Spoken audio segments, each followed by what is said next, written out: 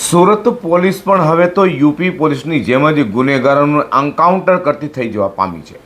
કારણ કે ગુનેગારોને આમ જનતા સાથે હવે પોલીસને પણ કાંઈ સમજતા ન હોય, હવે પોલીસે આરોપીઓની શાન ઠેકાણે પાડવાની કામગીરી શરૂ કરી નાખી છે.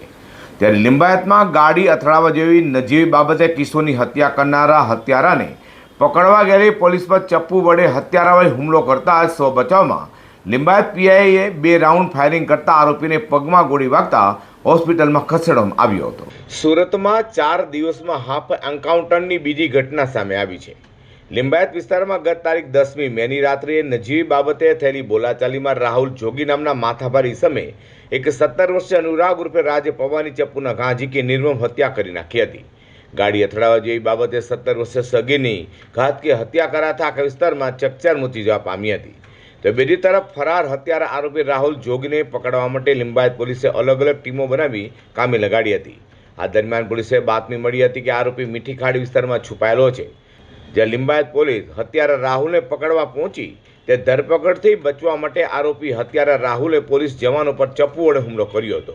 પરિસ્થિતિ વણસતા લિંબાયત પોલીસ ઇન્સ્પેક્ટર ડી ચૌહાણે તરત જ સ્વ બચાવમાં પોતાની સર્વિસ રિવોલ્વરથી 2 રાઉન્ડ ફાયરિંગ કર્યું હતું, જેમાં એક ગોળી આરોપીના જમણા પગમાં વાગતા ફસડાઈ પડ્યો હતો. પોલીસે તાત્કાલિક આરોપીને દબોચી સારવાર માટે નવી સિવિલ હોસ્પિટલમાં ખસેડ્યો હતો. તો બીજી તરફ આરોપીના હુમલામાં ઘાયલ થયેલા કોન્સ્ટેબલ મુકેશ બાગુલને સારવાર માટે ગોડાદરાની ખાનગી હોસ્પિટલમાં દાખલ કરવામાં આવ્યા હતા. તો હત્યારા હુમલાખોર રાહુલ જોગીને લઈને જ્યારે પોલીસ હોસ્પિટલ પહોંચી ત્યારે તે કણસી રહ્યો હતો. સારવાર દરમિયાન પણ દર્દમાં ફરી આવું ન કરવાનું કહી બૂમો પાડી રહ્યો હતો.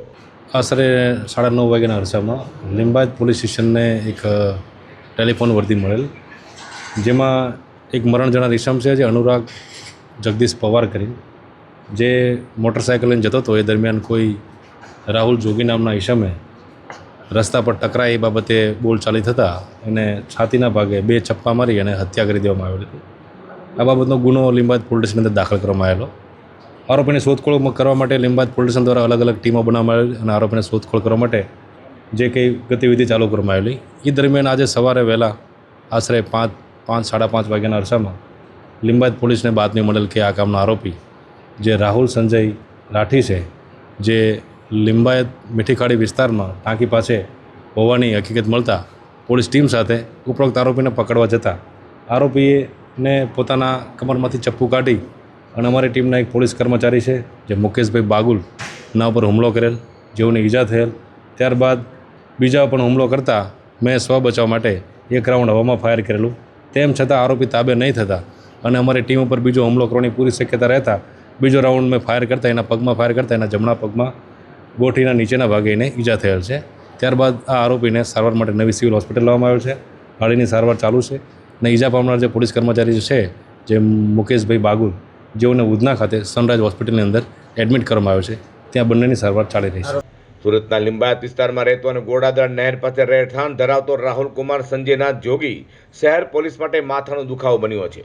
આ ઈસમ સામે લૂંટ, ચેન સ્નેચિંગ, મારામારી અને પ્રોહિબિશન સહિતના ગંભીર ગુનાઓનો લાંબો ઇતિહાસ છે. વર્ષ 2016માં નવસારી રૂરલ પોલીસ સ્ટેશનમાં લૂંટના ગુનાથી શરૂ થયેલી તેની ગુનાહિત પ્રવૃત્તિઓ 2026 સુધી સતત ચાલુ રહેવા પામી છે.